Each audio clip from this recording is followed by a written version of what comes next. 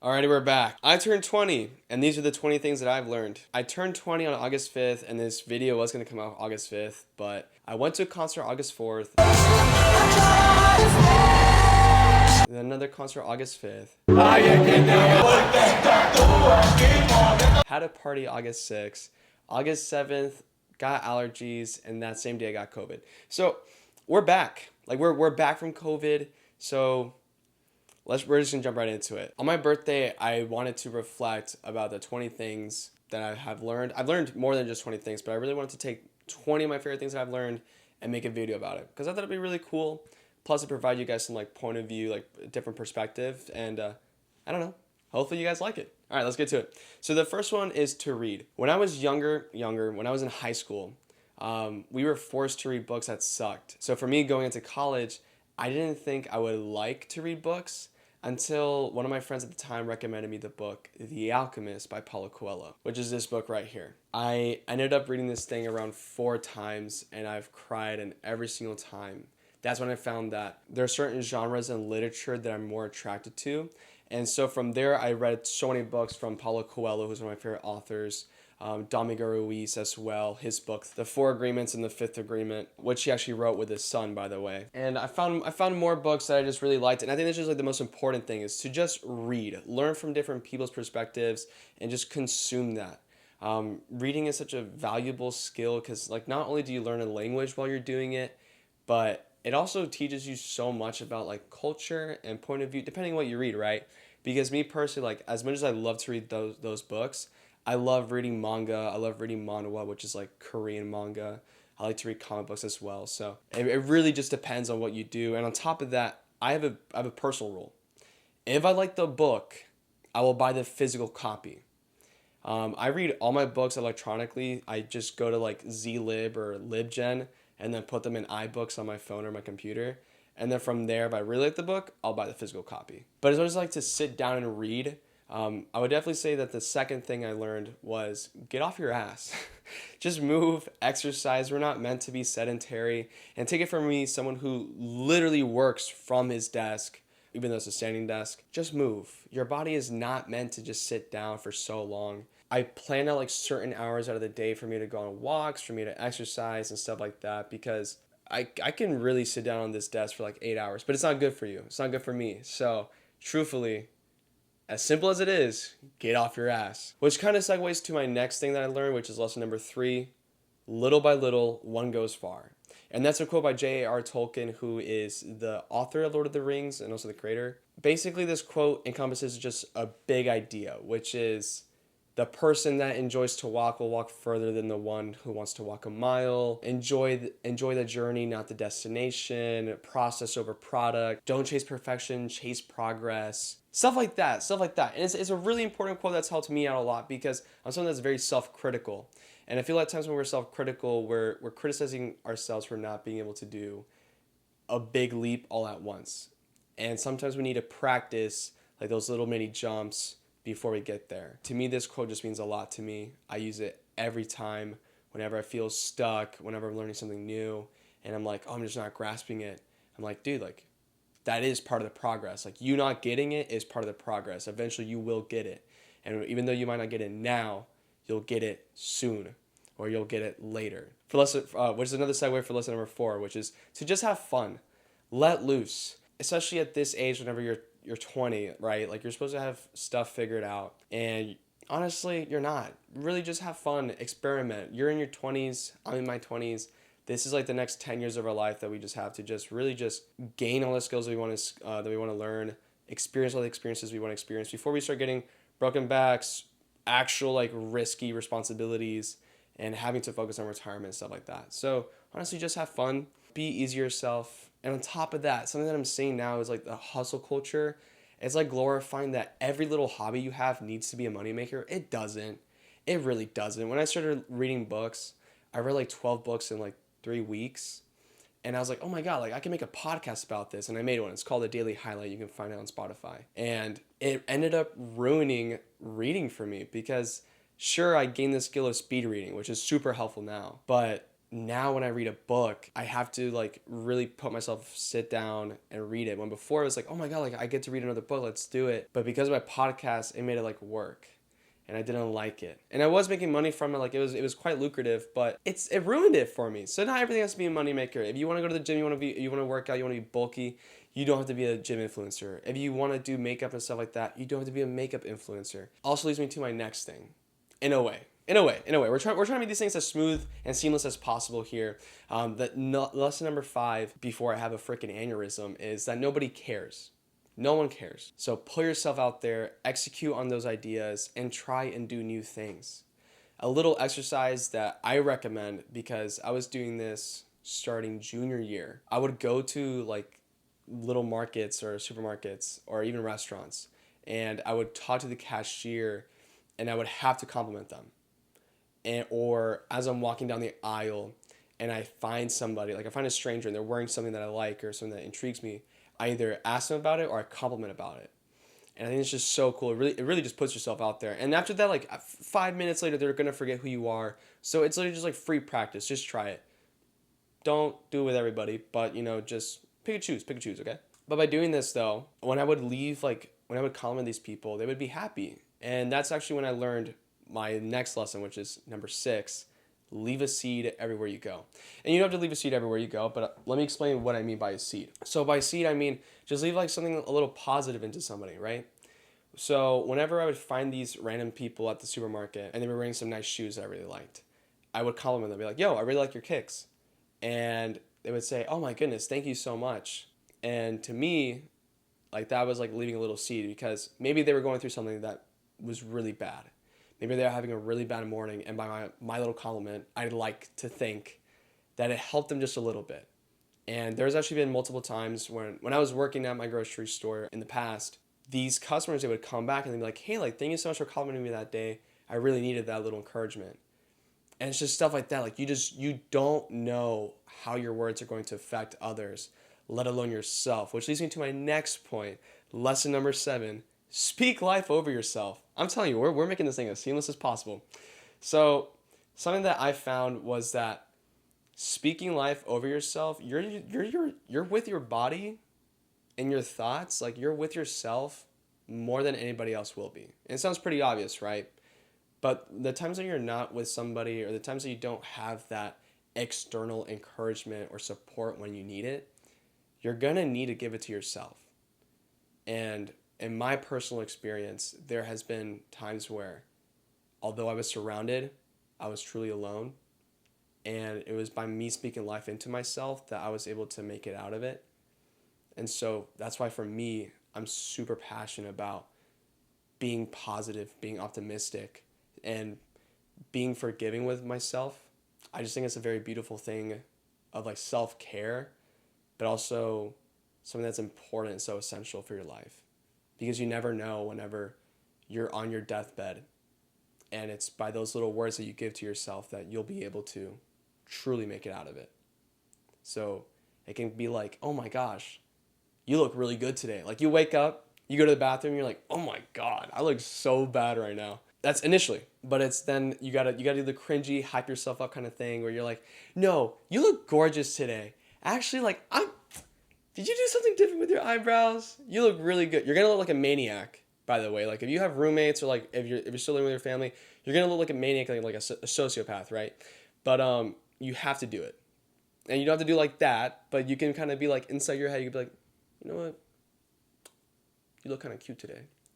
Just stuff like that, and it really takes you a long way, I promise you. If you're confused as to why there's a different Arturo, it's because while editing the video, the audio stopped working. Don't know how. It would come up every now and then. So we're just going to go from lesson 8.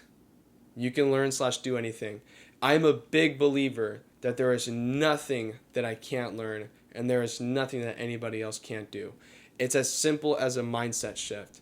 I was someone that I grew up not giving a crap about school, mainly because I sucked at it.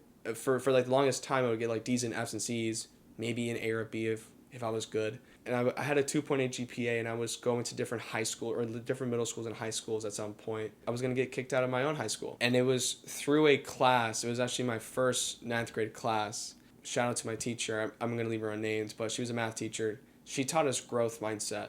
And within that, it basically shows that there's nothing fixed, that you can learn and grow in anywhere, and you can do anything as long as you just work hard towards it and you find yourself, right? From that moment onward, instantly, GPA went to 4.1 GPA. I learned how to do so many things. In all my sports, I was excelling like crazy. From then on, whenever I graduated high school, I learned things that I never thought I was going to learn. I learned coding, I learned programming, I learned design, I learned more graphic design than I was already doing with my photography business. So truthfully, you can learn / do anything. Sure, I can't learn how to be a doctor unless I go to school, but I can still learn it. Sure, I can't learn how to become a SWAT or an officer unless if I go to the academy for it. But there are definitely a lot of resources out there that you can learn how to do a lot of things. So that's my thing. It's all about telling yourself that you can or you can't. And if you believe it, you'll do it. If you don't believe it, can't. Not my problem. Next one. Lesson number 9, motivation is a myth. And I'm going to the entire lesson is based on this book by Jeff Hayden, The Motivation Myth. You don't need motivation to do something. You get motivation from doing something.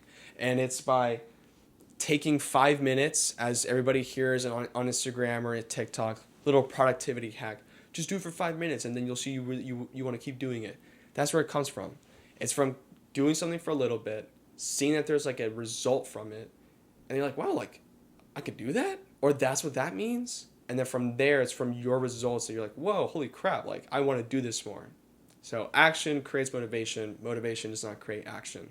And then from there, you keep doing action, you get more motivation to do more action, to then do more motivation. And it's like an infinite flywheel. And that's how people spend like 4 hours, 8 hours a day, nonstop doing stuff. Number 10, routines allow for freedom. So something that I found with the motivation myth is that if I want to create action so I can make more motivation for myself, right? I need it to be disciplined. And for me to be disciplined, I need to be consistent. So with finding a way to be consistent, I found that routine was a really easy way to do it. I mean, like I did it all through high school, middle school, waking up from 6, doing my stuff till like 7, then going to school, etc., coming out 2, 3 p.m., homework and sports and stuff. Like it was a pretty productive day to say the least, right? And I was consistent, disciplined. So I was like, okay, now that I'm in college, let me try to figure a way how to do this for myself again. Because I would wake up at 12 p.m., go to sleep at 3 in the morning, and most of my assignments were due like 6 hours after I woke up. So I needed to change, right? So now I found a routine that's allowed me to balance both my business, school. Why didn't I even say both? It also balances my social life, my family life, which is super important to me, as well as just like personal time. If you want to know my routine, I can make a video about that. But as far as I know, just make a routine for yourself, see what works for you. If you want to know what's like the best routine you can do, look up Dr. Huberman routine. He's an incredible neuroscientist. So next one though, and it's actually based on another book, which is one of my other favorite books by Ryan Holiday. Stillness is a key. I learned stillness when I was actually doing projects for a client for social media management. I was spending so much time on TikTok, so much time on Instagram and social media that I was overly stimulated.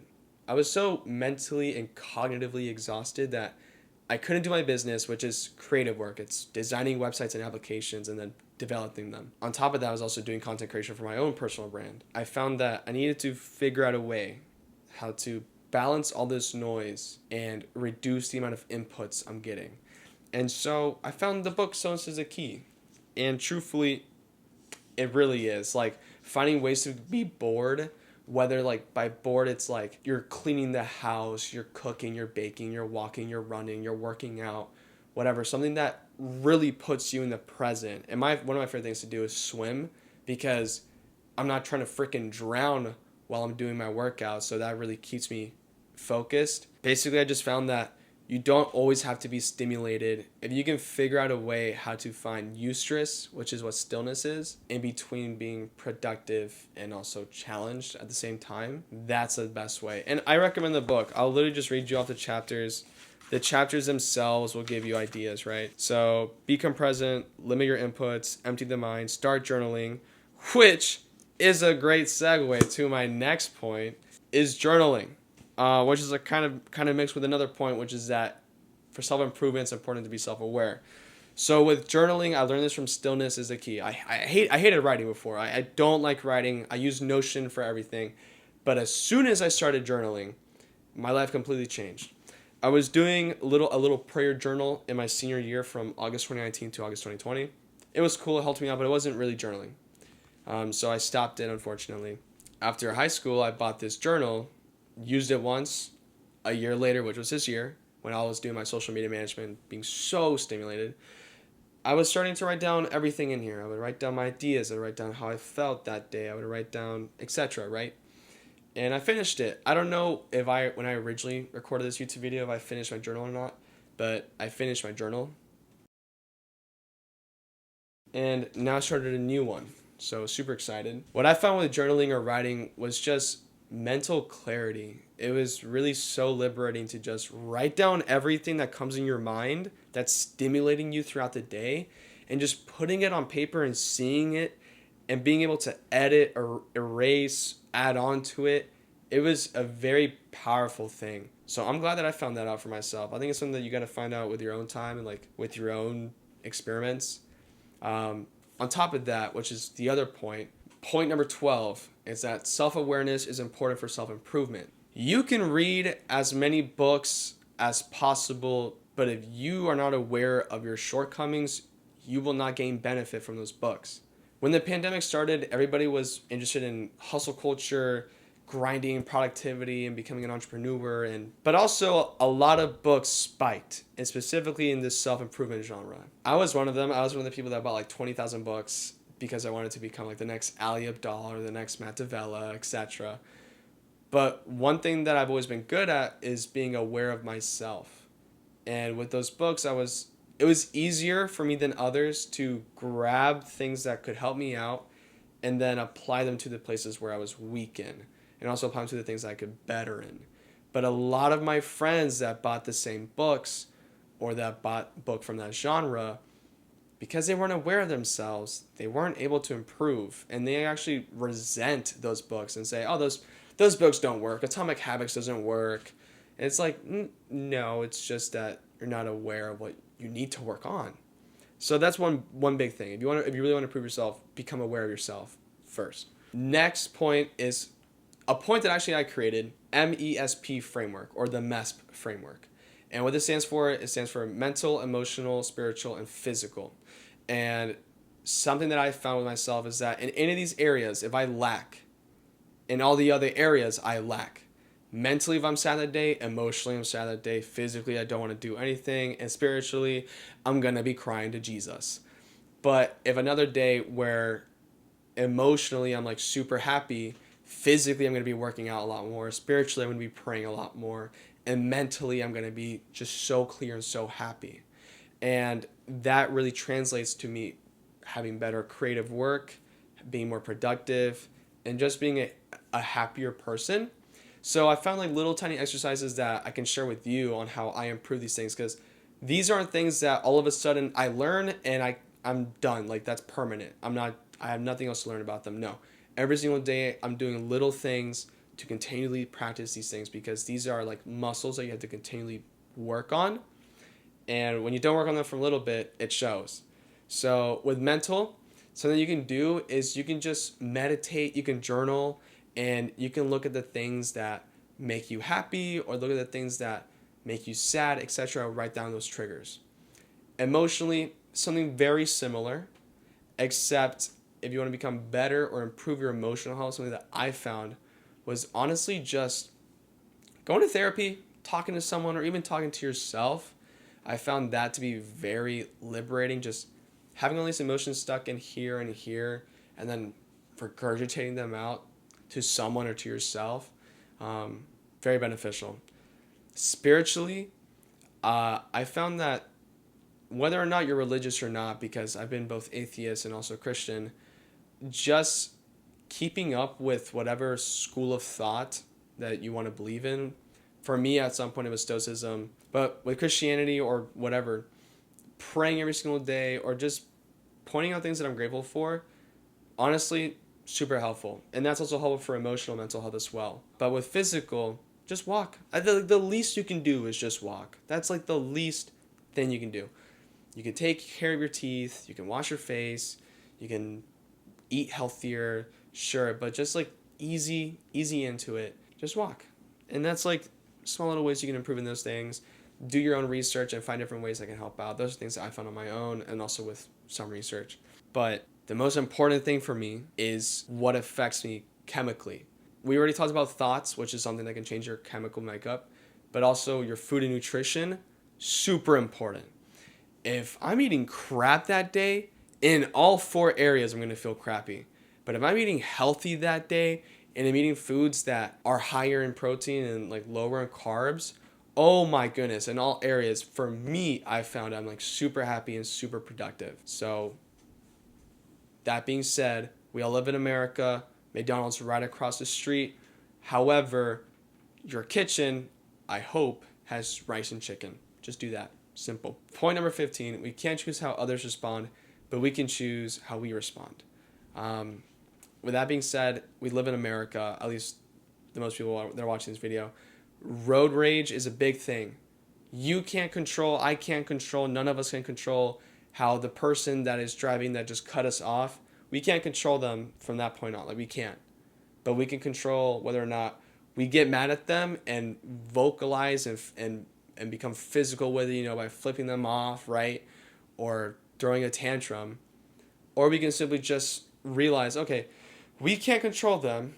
Yes, it annoys the heck out of me that person coming off, but like, I'm not going to physically do something about it. I'm just going to carry on with my day. It's just important to realize that we can't control others, but we can control how we react. It's okay to realize this, like these emotions that I'm feeling, but it's not always okay to act on those emotions because there are consequences to those things. If you react on your anger, well, that's up to you. There's consequences to that. But if you want to wait a little bit or calm down first and then vocalize what you're feeling, there could be less consequences. So it's really just about finding that balance. That's something I'm working on to this day. That's why like this point is like one of my favorite ones as well. But next one though, there are no such things as coincidences. I don't know about you, but me personally, I believe in God. If you believe in the universe or believe in grasshoppers or stones or nothing, that's fine. I've been there, done that, cool, great, done. Me personally, with my relationship with God, and because I'm a Christian, I found that there's no coincidences, and it goes the same thing with the universe. If you're not religious and if more so agnostic, the world, the universe, God, they all want us to get to where we want to. They all want to help us out on our life journey. You got to pay attention and you got to build that discipline to find the little small signs, right? And I wish I could give like a very explicit example, but I can't. Like, there have been times where in the past, because this comes from connecting the dots, right? There's been times in the past where this little tiny thing that happened 4 years ago comes back 4 years later. Or something that somebody said once in a movie starts appearing more in my present life. And something that I read in the book, I find it more in the people around me. And it's just like stuff like that. Like, there's no coincidences. There are always signs out there, and you just really gotta, if you want to focus on them, you should. Because it's so helpful. There's been so many times in my life where I needed to focus on those signs so that way I could better improve in whatever area of my life or find the answer that I'm looking for. And sometimes the answer would just jump right up on my lap and I'd be like, holy crap, I can connect this to like 20 different things in the past. So there's no coincidences. Stay focused, stay attentive, because the world is literally giving all the answers to you right there. You just have to be willing to accept it. This leads me to my next point. It's Galatians 5:22-23. Although it is a Bible verse, I believe that anybody should just look at these qualities and see them from, wow, like these really are what make up a nice person. For me personally, this point is important to me because I want to become all of this. I want to have all these qualities to my life.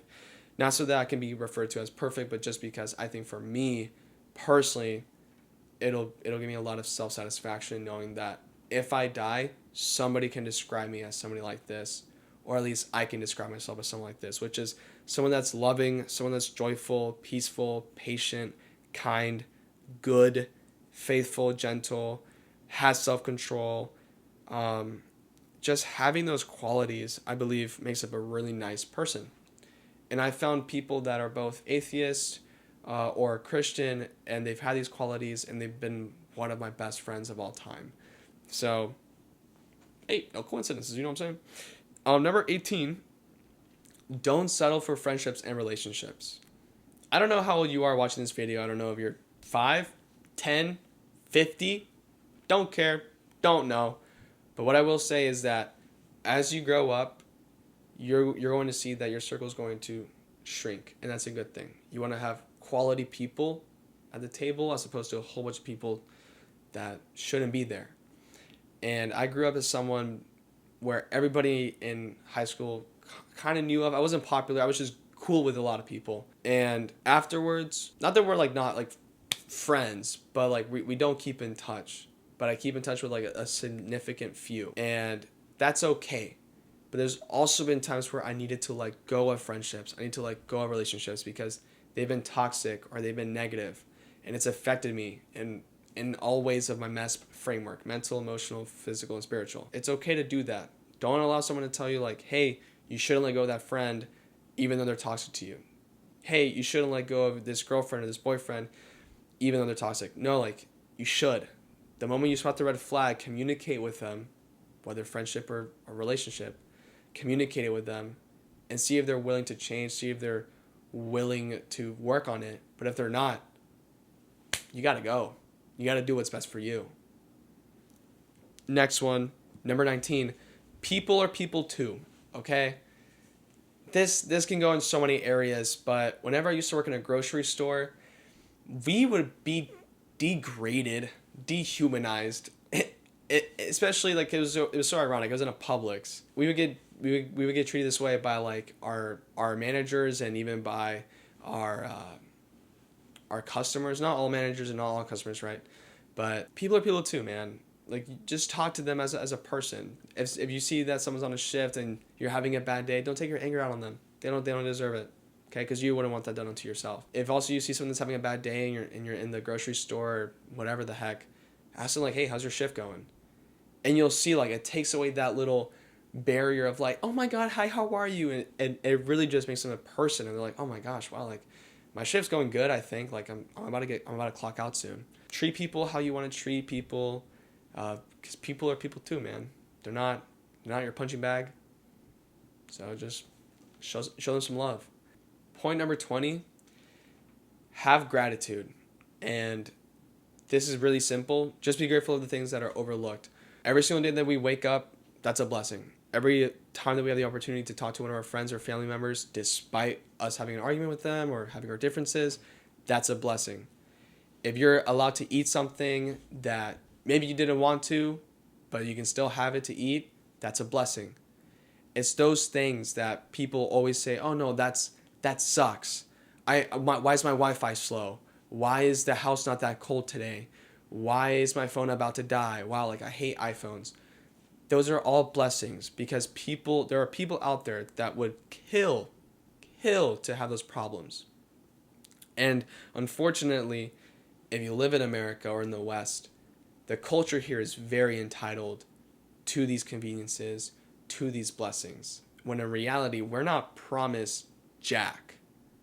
We're not promised another day. We're not promised another time for us to see our friends or family. The only thing we're promised is death. That at some point in our life, whenever we're done living in whatever the heck, we're all gonna die. We're all gonna be in the ground 6 feet under. We're all gonna decompose. And as morbid as that sounds, it gives you the ability to take all that crap that doesn't matter and only focus on the things that do matter. And by doing that, you say, okay, I'm not going to argue with my mom about this. I'm not going to be annoyed by some political opinion. I'm not going to get mad that my phone isn't working. And then you have what's in here. And that's, wow, I have a house today. I have another day today. I'm able to see my friends and family today. And then from there, you can just pour all your love and energy into it. And even then, you can focus on the things you really want to do. Oh, my family wants me to do this, but I really want to do this, so I'm going to focus on that. And you do those little things and you focus in. And that's the most important thing, truthfully. Showing gratitude, and like number 20 is a little bit of a mix. Showing gratitude and also knowing that we're not promised anything except death. So that was the video. Those are the 20 lessons. Sorry that we had to do like a little freaking outfit change at some point. The audio wasn't working because of this freaking microphone. So hopefully it worked. I see the little left and right lines coming up and about. And I hope everybody learned something from this episode. And I hope everybody truly just takes at least one thing from this. Have a great one. And we'll see you in the next or the previous video. I don't know which way I put these boxes anymore. But do subscribe. Peace. All right. All right, guys. Thank you so much for watching this video. I hope you guys learned a lot. I learned a lot. Everything will be linked in the description down below. And I hope everybody has a great day. And if it was your birthday August 5th or from August 5th to now or whenever this video is posted, happy birthday. So, cool. Also, if your birthday was August 5th, please let me know because that's my birthday. And hopefully we can be like birthday twins. And if you are, put down your like your social media, like your Instagram, and I'll send you like a happy belated birthday message. All right, see you guys.